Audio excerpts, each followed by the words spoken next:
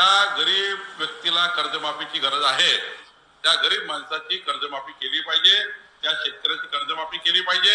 याकरता माननीय देवेंद्र फडणवीसच्या सरकारने जी समिती तयार केली आहे त्या समितीचा रिपोर्ट बघा आल्यावर की एक एक घर एक एक शेतकरी तपासणार आहे कुठल्या कुठल्या शेतकऱ्याला खरी कर्जमाफीची गरज आहे। माननीय पोलार्ड साहेब, तुमच्या समितीचा रिपोर्ट कधी येणार आहे तेवढं एकदा शेतकऱ्यांना सांगा, म्हणजे मग आम्ही बिनगोर झालो तर दावा घेऊन फाशी घ्यायला। मुळातच या लोकांनी शेतकऱ्यांना एवढं फसवलंय। यांच्या जाहीरनाम्यामध्ये हेच साहेब अध्यक्ष होते त्यावेळेस, पोलार्ड साहेब, त्यांच्या जाहीरनाम्यामध्ये सरळ लिहिलं होतं की शेतकऱ्यांचा सातबारा आम्ही कोरा करणार करणार करणार, आणि आता हे काय म्हणतायत की आता आम्ही प्रत्येक घर चेक करणार आहे।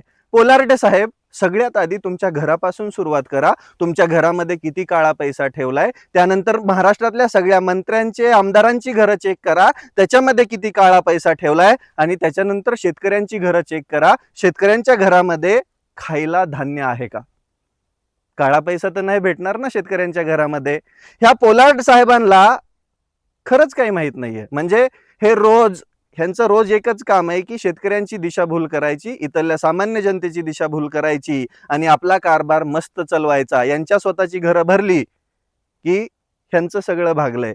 यांना उद्योगपतींची कर्ज माफ करण्यासाठी त्या उद्योगपतीचं घर शोधायची किंवा त्याचं घर चाळायची, त्याच्या घरामध्ये काय आहे ते बघायची गरज नाही पडली।